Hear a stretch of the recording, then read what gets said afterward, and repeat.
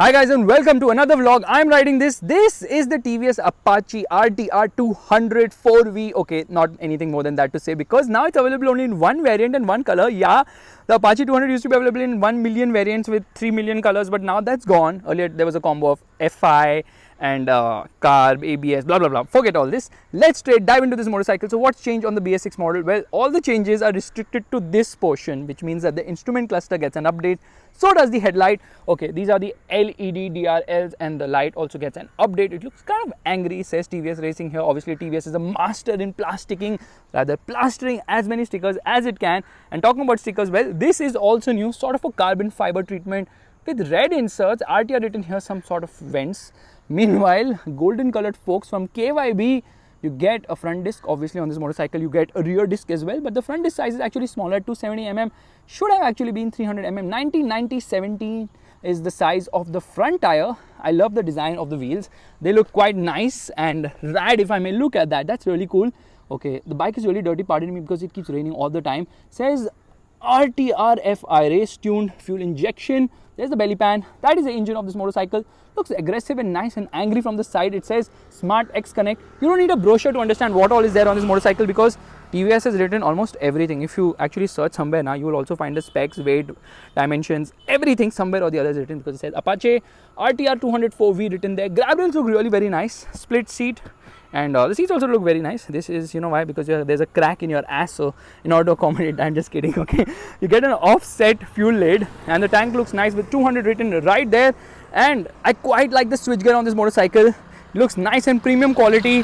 The levers also look good. Obviously they're not adjustable, you don't expect that at this price point. Yeah, the mirrors are functional. Coming to the rear, again, nothing has changed. Unfortunately, you don't get LED indicators, but the light is LED and you get the dual barrel exhaust.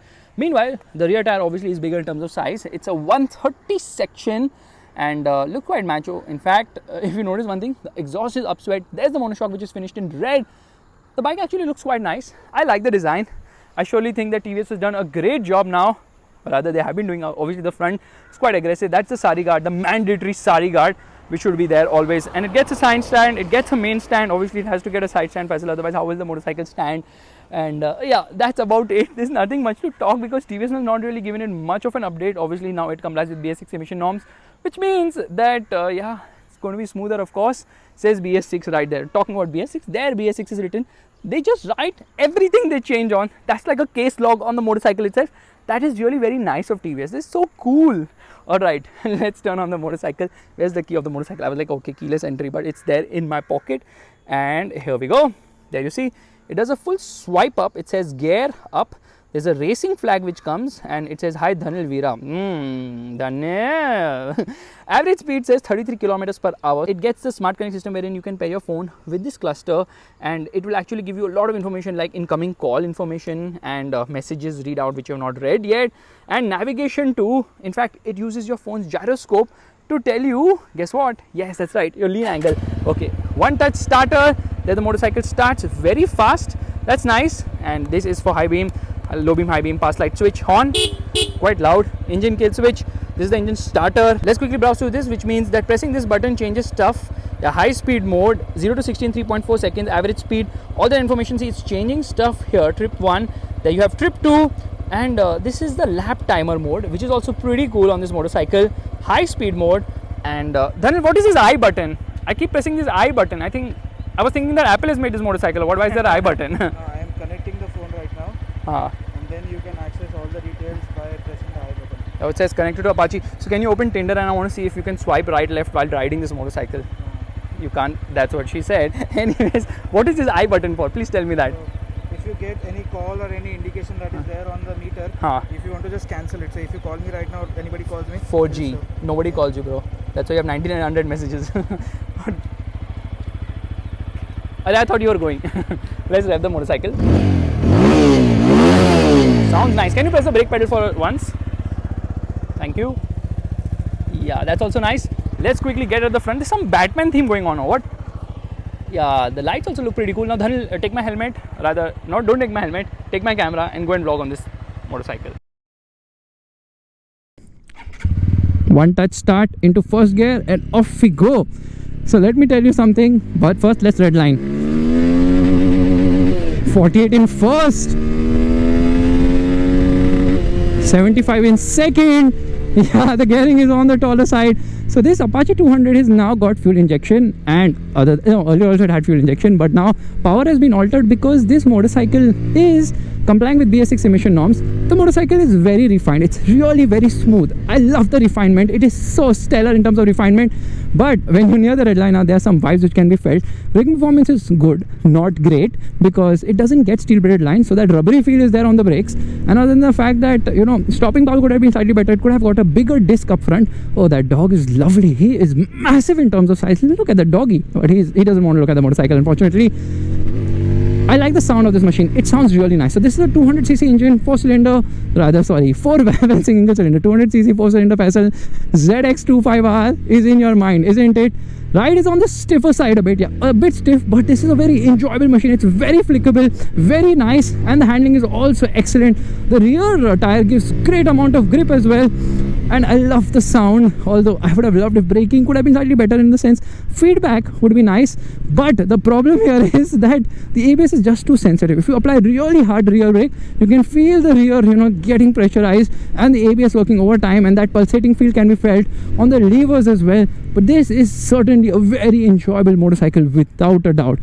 Now, the mirrors could have offered slightly better. I always have issues with mirrors because of probably my frame or something of that sort. But yes, I can see my jacket there. The shape, I mean, it's like a little bit like a, how do I define it? Not really a pizza, but it should be like a sandwich. A sandwich mirror would obviously give you a better view of what's around. Ride is on the stiffer side, but still quite good and bearable.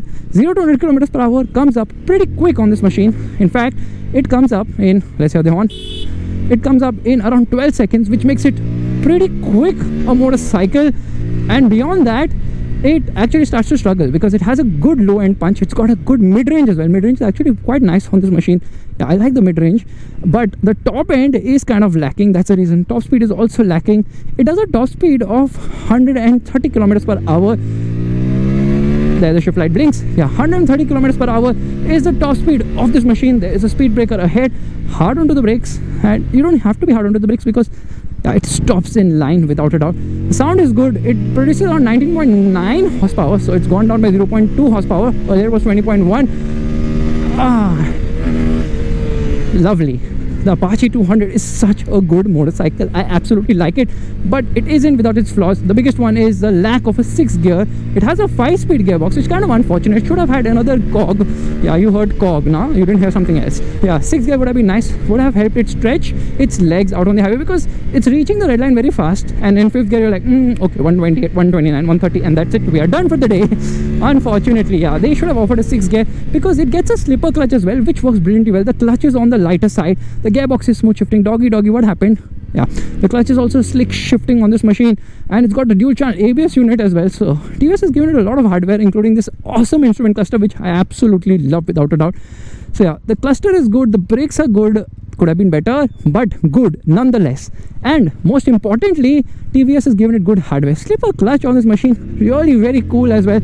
So this obviously competes with the Bajaj Pulsar NS200, but offers a lot more in a lot of ways, making it actually a better pick over the Pulsar. The pegs are obviously rear set, and the handlebar is nice and flickable. In fact, it's wide enough for me too, although I myself not wide enough, unfortunately for me though. Anyways, so it competes with the Pulsar, and there's just one variant on offer. The pricing is 1.47 lakh rupees on road Mumbai, which is similar to the price of the Pulsar as well. So which one should you pick? I would choose the Apache any day because I think it offers more bang for the buck with better hardware, more fun too. The Pulsar obviously has more power, but this one has vibes well contained. The Pulsar also got smoother with BS6 updates, but for me personally, I would choose the Apache. Now, in spite of me being tall, somehow I'm comfortable on this motorcycle, or I've got used to getting used to on an Apache somehow. Earlier that was not the case. The tank size is 12 liters with the BS6 update. Obviously, it's got more fuel efficient as well. It should return you somewhere around 40 kilometers per liter, which is very respectable a mileage. I am having a lot of fun riding this motorcycle, and I didn't think I would have so much fun on an Apache, which is kind of surprising. The engine is really very sweet. They have managed to make the engine better and better and better and better with the updates. I like this bike. I like it. And I didn't think I would say that before riding it. I was like, another update. Meh. They just gave it an updated headlight. But actually, it's quite fun, a machine. So let's do what we do best, which is left foot on the brakes. Yeah, actually left foot on the clutch. Right foot on the throttle. Revving the motor. I just said everything in advance. But anyways, let's go. False neutral. Oh no.